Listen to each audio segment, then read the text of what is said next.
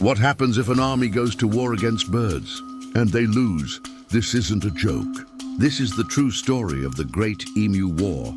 Our story starts in 1932 in Western Australia. The world was in the Great Depression and life was hard. After World War I, the Australian government gave land to thousands of former soldiers to become farmers. But they weren't the only ones looking for a fresh start. That year, about 20,000 emus were migrating from the inland areas to the coast, looking for food and water. And what did they find? Miles and miles of fresh, delicious wheat crops planted by the new farmers. The emus were destroying everything. The farmers, who were ex-soldiers, knew about fighting. They went to the Minister of Defence, Sir George Pearce, and asked for help. Their request was specific. They wanted machine guns. The government agreed. It seemed like a win-win. It would be good target practice for the soldiers and would help the struggling farmers. So, in early November 1932, the military operation began.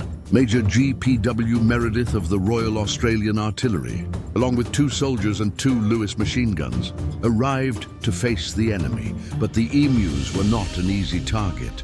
On the first attempt, the soldiers tried to ambush a group of about 50 emus. But the birds were incredibly fast and smart. As soon as the shooting started, they scattered in all directions, making them impossible to hit. A few days later, they tried again. This time, over 1,000 emus were spotted. But when the soldiers opened fire, the machine gun jammed after killing only about a dozen birds. The rest escaped. Major Meredith was surprised. He reportedly said, "If we had a military division with the bullet-carrying capacity of these birds, it would face any army in the world."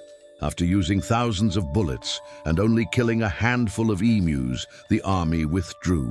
The media had a field day, making fun of the military for being defeated by birds. But the emu attacks continued, so the army was sent back out later that month.